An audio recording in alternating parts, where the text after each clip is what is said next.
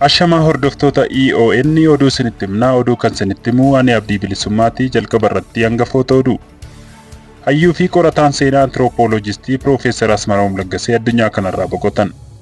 Mootummaan filannoo bara 2018 dura miidiyaa walabaa fi hawaasa siivikii irratti tarkaanfii fudhataa jiru cimsuu isaa dhaabbanni mirgaa namaaf falmu Human Rights Watch beeksise. Eertiraan ministeerri muummee Itoophiyaa dubbii paarlaamaa biyyattiif ibsan irratti dubbattee ofirraa ittisuu kan fakkaatu deebii kennitee jirti. Salaaleetti tajaajilli bilbilaa fi intarneetii guyyootaaf adda citeera jira jedhameera.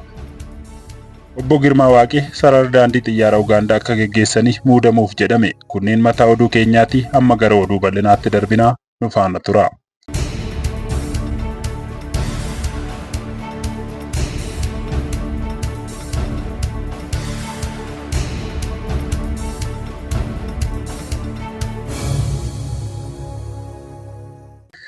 Hayyuu fi qorataan seenaa antiroopoolojistii Piroofeesar Asmaraam Laggasee addunyaa kanarraa boqotan.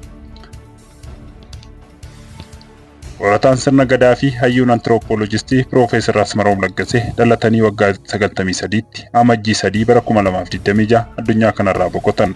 Piroofeesar Asmaraam Laggasee fira qabsoo Oromoo gurguddaa muraasa keessaa tokko ture. Hidhanni isaa fi qabsoon Oromoo bu'uura seenaa jabaa nama qabus turani. Piroofeesar akaakayyuu isaa fi abbaan Gammachiis yookiis Onasimoos Nasib hiriyummaa jabaa qabaachaa fi mana tokko keessa Asmaraa jiraachaa akka turan kan himamu yoo ta'u, seenaa fi aadaa Oromoo karaa abbaa Gammachiis maatii akaakayyuu isaarraa ijoollummaa isaatiin maatii isaarraa akka dhagee achirraa ka'uun sirna gadaa Oromoo qorachuuf nama akka ka'umsa horatee hojii kanas milkeessas jedhama. Yuunivarsiitii Harvard irraa waa'ee biyya isaa Eertiraa qorachuuf gara Itoophiyaa dhufuun mootummaa Haile Sillaasee hoggaasaa dhorku battalatti qalbiin isaa filannoo isaa lammaffaa ijoollummaatti mataa isa seentee waa'ee sirna gadaa Oromootti naanneffata. Yeroo sana jalqaba bara 1960 irraa kaasee erga waa'ee sirna gadaa Oromoo irratti xiyyeeffachuun hojjetaa turee fi milkiiwwan gurguddaas Oromoof milkeessee jira. Fira guddaa qabsoon Oromoo alagaa keessaa horate keessaa isa tokkos ture. Du'uun Piroofeesar Asmaraam Laggasee ilaalchisuudhaan ABO dabalatee pirezidaantii mootummaa naannoo Oromiyaa Obbo Shimallis Abdiisaa akkasumas waldaan qorannoo Oromoo OSA'n gaddatti dhaga'ame ibsuun firoottan jaallattoota akkasumas hiriyoota isaaf jajjabina hawwaniiru. Mootummaan filannoo bara 2018 dura miidiyaa walabaa fi hawaasa siivikii irratti tarkaanfii fudhataa jiru cimsuu isaa dhaabbanni mirga namoomaaf falmu Human Rights Watch beeksise. Dhaabbanni mirga namoomaaf falmu kun gabaasa kan biyyootaa kan bara 2026 guraandhala 4 bara 2026 baase akka jedhutti Itoophiyaa keessatti bakki dhaabbileen siivikii bilisa ta'e duraanuu akka malee daangeffame amma immoo hammaatee jira jedheera. Aangawoonni Itoophiyaa dhaabbilee mirga namoomaa fi aktivistoota rakkisuu fi sodaachisuu itti fufuun qeeqxota mootummaa hedduu gara baqaatti oofaa jiru yookiin hidhaa fi ajjeechaan baqatanii akka godaanan godhaa jirus jedheera. Mootummaan Itoophiyaa keessatti miidiyaa walabaa fi bilisa ta'e irratti to'annaa isaa cimsee jiraachuu kan ibse gareen dhaabbata mirga namoomaa Human Rights Watch gaazexeessitoonni dhaabbilee walabaa ta'anii hojjetan aanga'ootaan rakkina keessa galuu, seera malee hidhamuu fi sababa malee hidhamuu aanga'ootaan akka irratti raawwatamaa jiru ibseera. Haala kanaan baatii hagayyaa fi fulbaana keessa aanga'oonni Itoophiyaa yoo xiqqaate gaazexeessitootaa fi hojjettoota miidiyaa 6 to'annoo jala oolchuu isaanii hubachiisuun ibsi Human Rights Watch akka lakkoofsa warra Girigooriyaaniitti guraandhala 4 bara 2026 ba'e kuni. Dhaabbatichi haala waliigalaa dirreen siyaasaa bilisummaa yaadaa fi ofii ibsachuu dhabuu rakkoo dinagdee fi sarbama mirga namoomaa akkasumas biyyattii keessatti haqaa fi itti gaafatamummaan dhibuus hubachiiseera. Gabaasa fuula 529 qabu kana haala biyyoota 100 qorate keessatti lammiileen nagaa kutaalee Itoophiyaa irra caalaa jiraatan waggaa keessatti rakkoon namoomaa akka isaan mudataa jirus gabaasni dhaabbata mirga namoomaa kun ibsee jira. Eertiraan ministeerri muummee Itoophiyaa dubbii paarlaamaa biyyattiif ibsan irratti dubbatte ofirraa ittisuu kan fakkaatuun deebii kennitee jirti. Gama ministeera odeeffannoo Eertiraan Yamaanee Gabre Masqal deebii kan kennite Eertiraan ministeerri muummee Abiy Ahmed kibxata mana maree bakka bu'oota uummataatti waa'ee mootummaa Eertiraa jechuun kan dubbatan mootummaan Itoophiyaa ajandaa waraana Eertiraa irratti banuu sababa gochuu isaaniiti jechuun qeeqaniiru.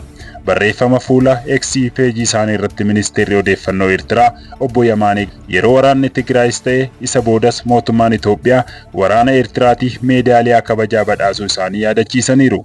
Obbo Yamaaneen akka jedhanitti ministeerri muummee Itoophiyaa Abiyyi Ahmed kibxata guraandhala 3 bara 2026 gaaffii miseensonni mana maree bakka bu'oota uummataa gaafataniif deebii kennaniin loltoonni Eertiraa kaaba Itoophiyaa keessatti waraana wayyaanee fi mootummaa federaalaa jidduutti geggeeffamaa ture golgaa godhachuun ajjeechaa jumlaa dabalatee gochoota ammeenyaa adda addaa raawwachuu isaanii ibsaa turani.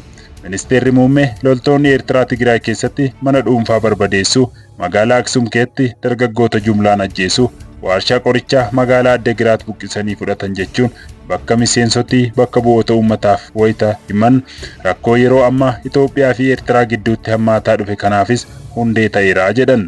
Waliigaltee dhabuun biyyoota lamaanii yeroo Itoophiyaan dhimma galaana diimaa kaaftuu eegalee jechuun dogoggora jechuun ministeerri muummee Itoophiyaa Dr. Abiy Ahmed dubbatanii jiru. Salaaleetti tajaajilli bilbilaa fi intarneetii guyyootaaf adda citee jira jedhame. Godina Shawaa Kaabaa aanaalee adda addaa keessatti tajaajilli bilbilaa harkaa fi intarneetii erga addaan citee guyyoonni lakkaa'amaa jiraachuu jiraattonni nutti himan. Godina Salaalee aanaalee akka Dagam, Kuyyuu, Hidhabuu Abootee fi warra Jaarsotti tajaajilli bilbilaa fi intarneetii adda cituu beekameera. Tajaajilli neetworkii wiixata darbe waaree boodarraa eegaluun adda akka cite ergasii bilbila maatiin wal arguu akka hin dandeenye dubbatanii jiraattonni maddeen nuuf kennaniin. Aanaalee amma tajaajilli bilbilaa fi intarneetii irraa cite kunneen aanaalee Shawaa Kaabaa rakkoo nageenyaatiin hawaasni waggootaaf rakkachaa jirudhas. Dhaabbati Itiyoo Telekoom itti gaafatamaan distriktii Fichee obbo Bojaalataa tajaajila bilbila harkaa fi daataa moobaayilii aanaalee akka Dagam, Kuyyuu, Hidhabuu Abootee fi warra Jaarsotti adda cituu mirkaneessanii jiru. Itti gaafatamaan Itiyoo Telekoom obbo Bojaalataa sababa adda citiinsa tajaajila kanaa yeroo gaafatamanitti sababa adda citeef nutis hin beekne tarkaanfii gidduu galeessaarraa waan ta'eef jechuun deebii kan kennan adda citiinsi kun garuu rakkoo teeknikaatiin akka hin taane BBC'n afaan Oromootti himaniiru. Akka itti gaafatamaan kun jedhanitti amma tajaajilli kun erga adda citee wiixata Majjii 2 bara 2026 irraa eegalee yoo ta'u kan adda cite tajaajila bilbilaa harkaa fi daataa moobaayiliiti malee bilbila waajjiraa fi waayifaayi hojjechaa jiraachuus miti jedhani. Tajaajilli bilbilaa adda cite kun yoom deebi'ee banama kan jedhu wayita gaafataman obbo Bojaalataa wanti beekamu hin jirus jedhaniiru. Akka namoonni BBC'n dubbise jedhanitti ammoo tajaajilli bilbilaa kun kan adda cite opereeshinii hidhattoota irratti fudhatamuuf ta'uu mala jechuun haala kanaan dura baratamerraa ka'uun tilmaama kennuurraa kan hafe wanti beeknu hin jiru jedhan. Obbo Girmaa Waaqee sarara daandii xiyyaara Ugaandaa akka geggeessaniif muudamuufi jedhame. Pirezidaantiin Ugaandaa Yuree Museveenii rakkoo bulchiinsaa fi tasgabbii hojii sarara daandii xiyyaara biyya isaanii mudateef furmaata waaraa kaa'uuf hojii geggeessaa olaanaa sarara daandii xiyyaara Itoophiyaa duraanii obbo Girmaa Waaqee hoogganaa daandii xiyyaara Ugaandaa gochuun muuduuf jechuun Naayil Poost gabaaseera. Yoota darban keessatti daandiin xiyyaara Ugaandaa rakkoo bulchiinsa badaa, hojiirra oolmaa daldala dadhabaa fi wal dhabdee hooggansaa keessa seenee turus Naayil Poost itti dabaluun gabaasaa isaa keessatti eereera.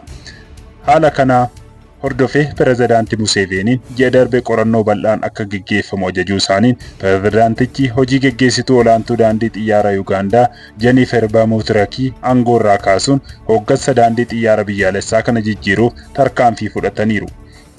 Gabaasa kana Addis Standard Afaan Oromootti waabeeffanne. Egaa kabajamtoota hordoftoota keenya EONN oduun har'aaf qabate kana fakkaata ture. Qophiiwwan EONN karaa YouTube isiniif darban biroo faana turtii hossee qabaadhaa. Horaa bulaa deebanaa.